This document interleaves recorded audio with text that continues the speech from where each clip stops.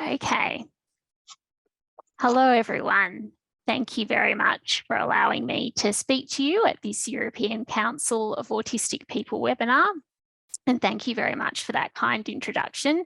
It's a real honour to be here. I'm Sarah Bernard, and I'm feeling a little nervous, but also excited because I'll be talking to you about something I'm passionate about, and I hope it will be interesting and enjoyable for you too. I'll be talking to you about busting the myths of ABA and neurodiversity. So a bit about me and my lens on this topic. I am a disabled doctor with diagnoses of autism and ADHD, and identifying those aspects of myself has allowed me to make the best of my autistic ADHD strengths, and I'm active in disability and neurodiversity advocacy. This is both through Autistic Doctors International, a peer support network of over 600 autistic doctors across the globe, and my work as a medical doctor. I'm a specialist geriatrician, that's a specialist for older people, and I work in a tertiary hospital in Perth in Western Australia, where it's currently nighttime. So it's great to join you, and I'm only sad that I won't be able to stay for the whole webinar, as I won't be able to stay awake. So a bit of housekeeping to begin with. As this is a neurodiversity affirming talk, I would like to reassure you that stimming in whatever way keeps your nervous system regulated and paying attention is very welcome. My autistic communication style is direct and precise.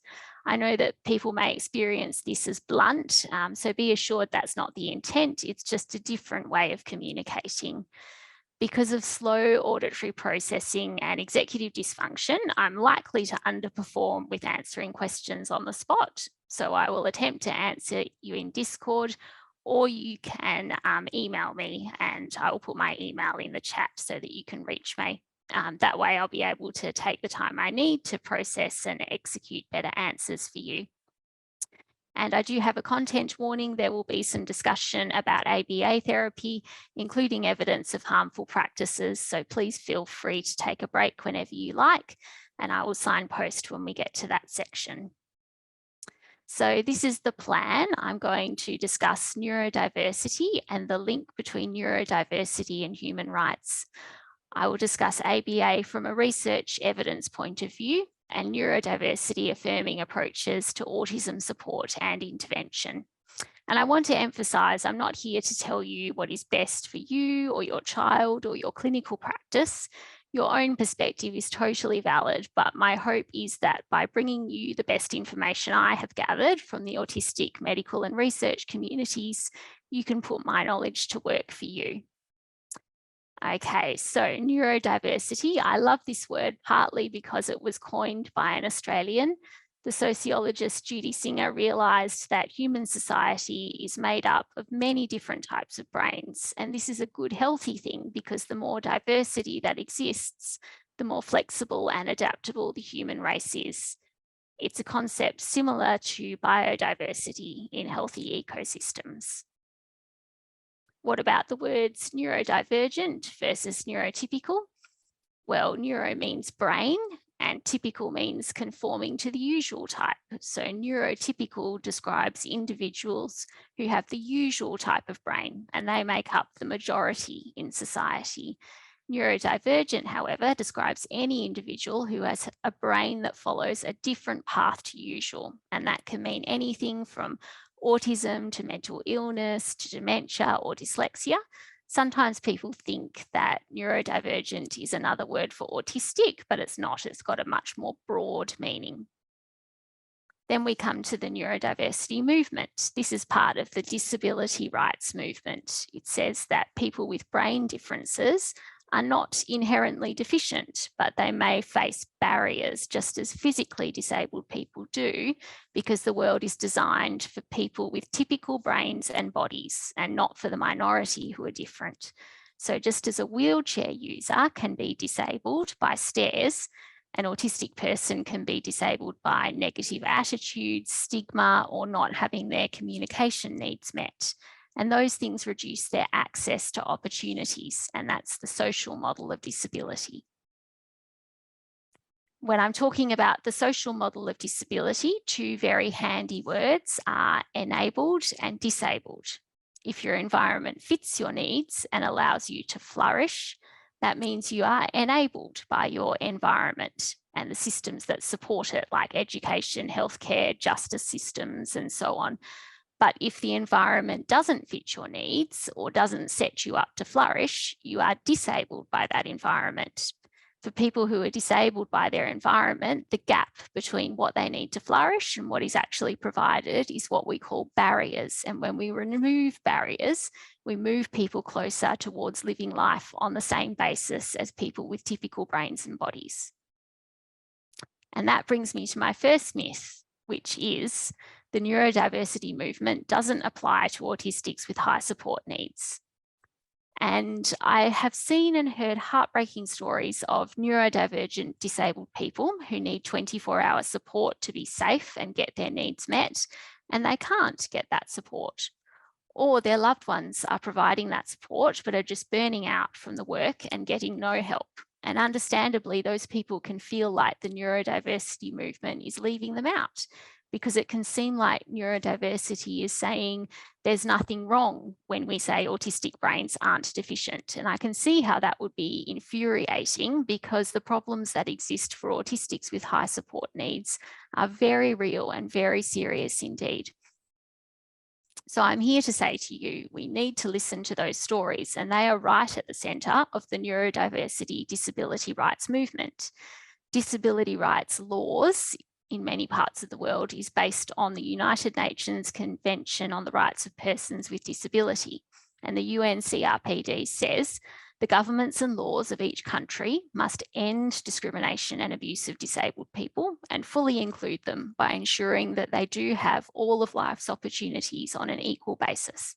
So if that means a lot of money or 24-hour support, then it's the responsibility of the government and legislation to provide it and be accountable for progressing that goal.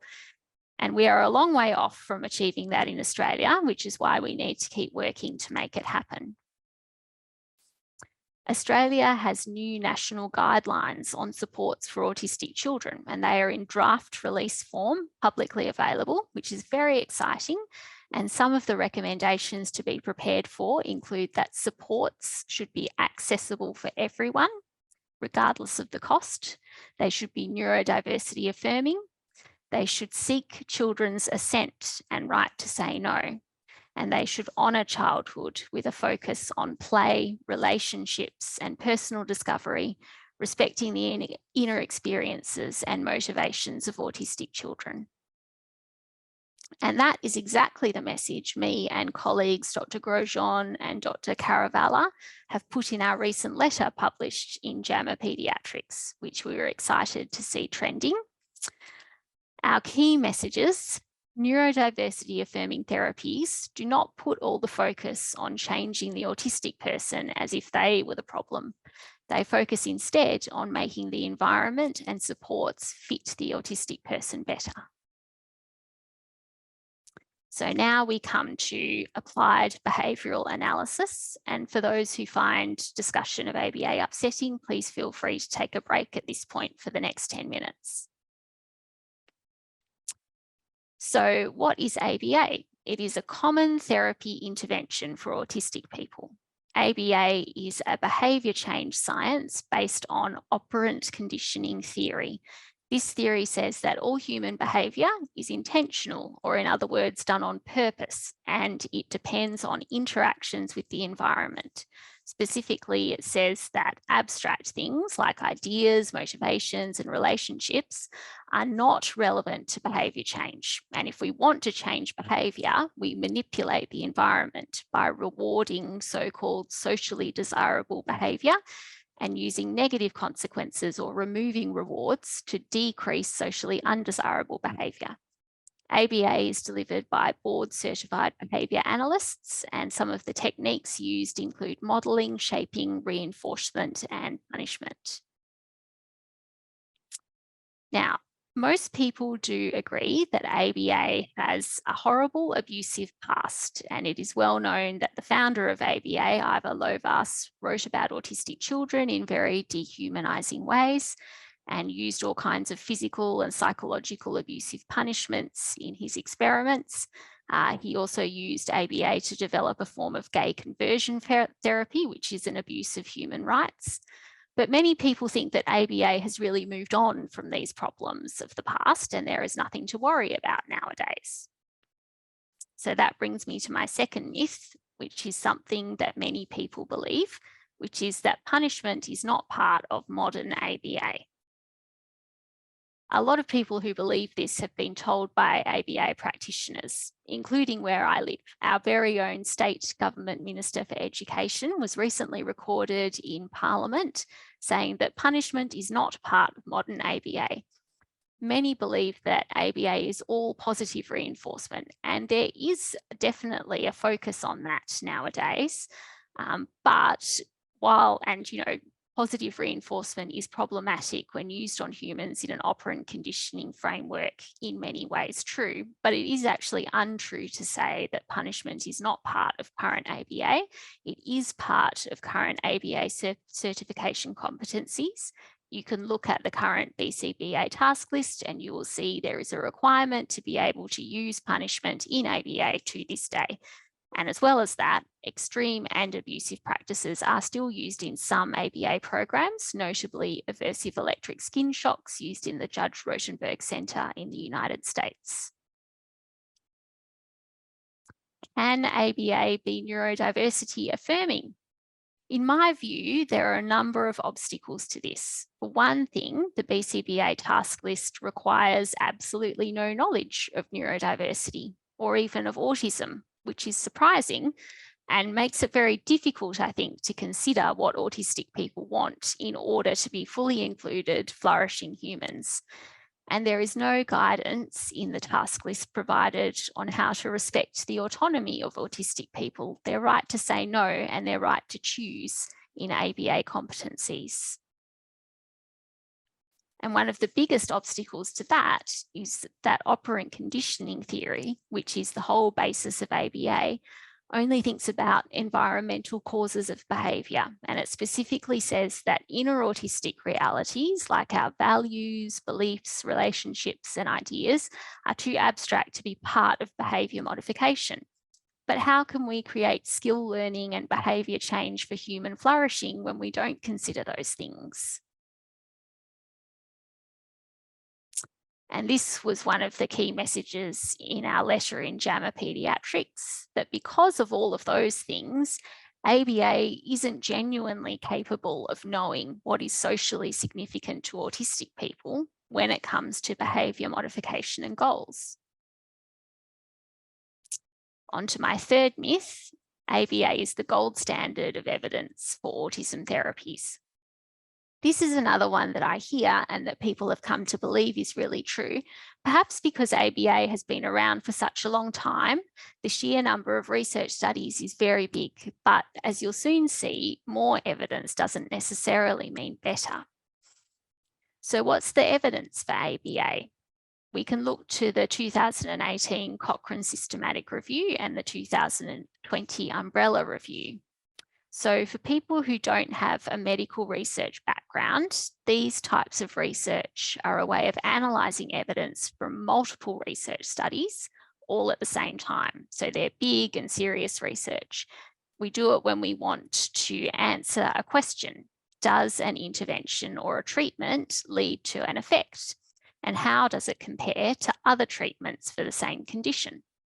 So researchers gather the studies that are available and they rate the quality of the studies and then they pool the results together. And what they found was the research behind ABA, unfortunately, isn't robust. Most of it was poor quality. They couldn't even say with certainty that there were any effects, positive or negative. And there was certainly no measurable evidence that ABA was any better than any other autism therapy. The graph that I've put on this slide is from the US TRICARE report, which is a cohort study. Cohort studies are different. They look at a group of people and how they change over time. So they measure something over time and see how it changes. And in this case, they were looking at autism severity scores, that's the terminology they used, in children in the US having ABA therapy.